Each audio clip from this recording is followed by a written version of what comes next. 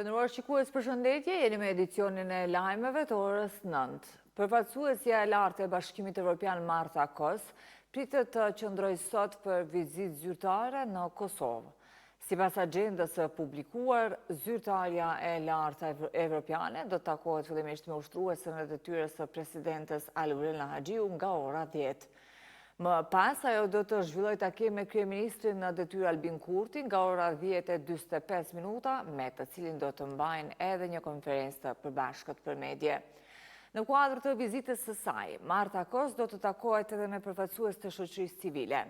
Vizita e saj vjen 3 javë para zgjedhjeve të reja në Kosovë, të planifikuara për 7 qershor, duke rritur interesimin për mesazhet që Brukseli pritet u përcjell institucioneve në Kosovë. Kjo është vizita e parë e komisionarës në Kosovë që nga marrja e mandatit të saj në krye të politikës së zgjerimit të Bashkimit Evropian.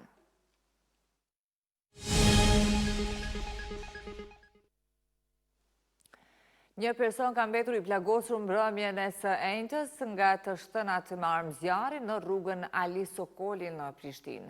Sipas policisë, informata për të shtëna janë pranuar rreth orës 21:40, për çka policia menjëherë ka dalë në vendin e ngjarjes. Nga të dhënat e para bëhet e ditur se një person i gjinisë mashkullore është plagosur dhe është dërguar me urgjencë për trajtim mjekësor.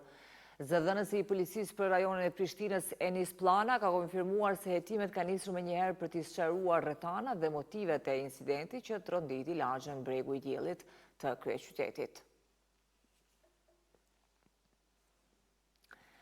Ndërkohë, Prokuroria Themelore në Mitrovic ka njoftuar se 2 persone janë dërguar në mbajtje për 48 orë lidhur me sulmin ndaj zëvendës ministrit të financave Hysni Mehani, i cili është edhe kryetari i qendrës së lëvizjes dhe vendosja në Skenderaj, si dhe ndaj aktivistit Bahri Izabeli. Sipas njoftimit të prokurorisë, kryetari i komunës së Skenderajt, Sami Lushtaku, nuk i është përgjigjur ftesës për intervistim.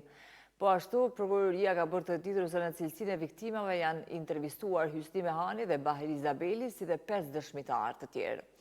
Lëvizja vetëvendosjes si dhe vetë Mehani dhe Zabeli kanë deklaruar se sulmi është kryer nga Sami Lushtaku dhe truprojat e tij. Nga ana tjetër, vetë Sami Lushtaku, përmes një postimi në rrjetin social Facebook, e ka mohuar se e ka kryer vetë sulmin.